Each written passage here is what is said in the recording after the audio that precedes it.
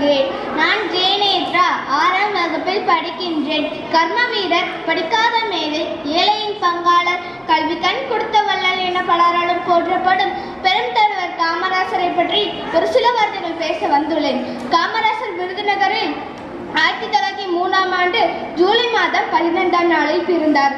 இவர் குமாரசாமிக்கும் சிவகாமி அம்மையாருக்கும் தவப்புதல்வனாக தோன்றினார். அவர் எளிய குடும்பத்தில் பிறந்தவர். ஆனால் ஏற்ற பல கண்டவர். அனைத்து மக்களுக்கும் கல்வி வழங்கப்பட வேண்டும், கல்விதான் வீட்டையும் நாட்டையும் உயர்த்தும் என்று அறிந்து சட்டங்களை கொண்டு வந்து செயலாற்றியவர். அவர் தந்தை 6ஆம் வகுப்பில் இழந்துவிட்டார். வறுமை காரணமாக 6ஆம் வகுப்பில் இடையில் நிறுத்திவிட்டு கடையில் வேலை செய்தார்.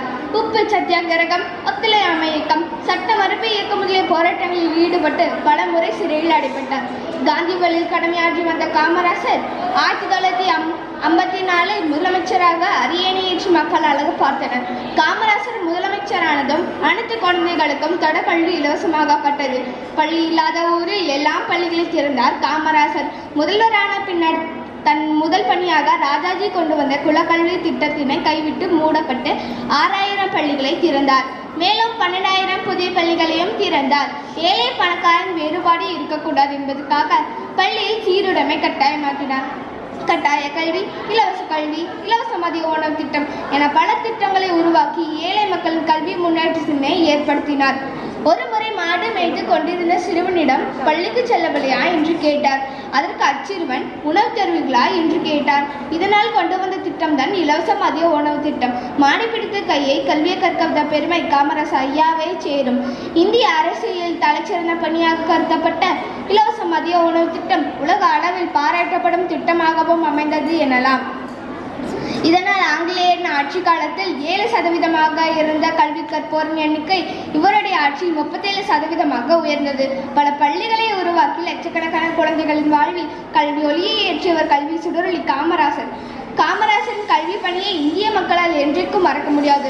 ஒரு சிறைச்சாலையை மூடுவதற்கு 100 பள்ளிச்சாலைகளை திறக்க வேண்டும் என்பதை உண்மையாக்கி காட்டியவர். ஏழை மக்களுக்கு இலவச கல்வி வழங்கியவர். படிக்காத மேதையாவார். காமராசரின் ஆட்சியால் தமிழகத்தின் பொற்காலம் என்று அழைக்கப்படுகிறது. நீர்ப்பாசன திட்டங்கள், நீர்மின் திட்டங்கள், அணைக்கட்டுகள், தொழில் வளர்ச்சி, கிராமப்புற வளர்ச்சி என காமராசரின் ஆட்சியில் அசத்தலால் திட்டங்களால் வளமானது நாடு. ஏழை குழந்தைகளை படிக்க வைத்த காமராசர் 1975ஆம் ஆண்டு அக்டோபர் 2ஆம் தேதி காலமானார். கடையெழு வள்ளல்கள் வளம் வந்த நாட்டில் கல்வி வள்ளலாய் அவதரித்தவர். ஏழைக்கும் கல்வி தந்து ஏற்றம் அளித்தவர். படிக்காத மேதையாவார்.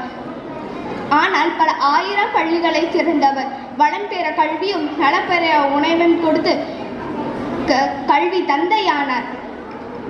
கல்வி சுடரொளி காமராசரை நித்தமும் நாமும் போற்றி வணங்கிடுவோம் என்று உரையை இத்துடன் நிறைவு செய்கிறேன். நன்றி, வணக்கம்.